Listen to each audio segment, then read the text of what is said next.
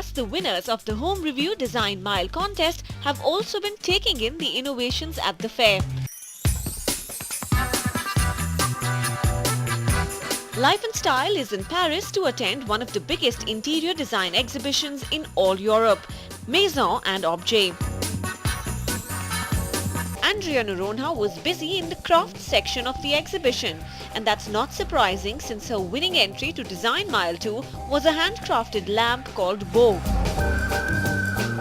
The Bow lamp is made from a single piece of bamboo that is skillfully arched and uses a small LED lamp. We chatted with Andrea about what fascinated her at the exhibition.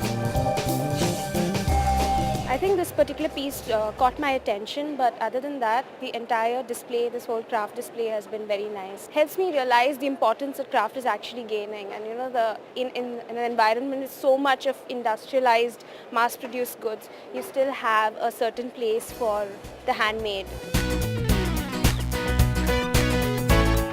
This particular table, I think, is very, very beautiful. There are two types of woods here, and with over 100 pieces, each table is one of a kind, and no one else can have a piece that's just like it. So it's just very stunning.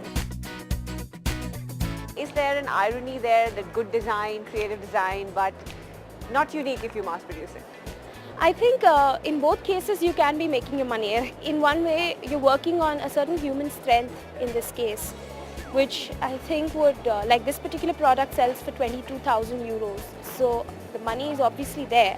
Okay, so when a young design student like yourself comes to Paris and comes to a fair like this, there's of course a lot of scope to get inspired. Yes, of course there is. We see so much variety, so it helps us place ourselves first. It validates what we're already doing, of course. And looking at the other products, there's so many new materials that we do not know of, that we haven't seen. So yeah, it opens up possibilities there. Think creatively and design does open up endless opportunities.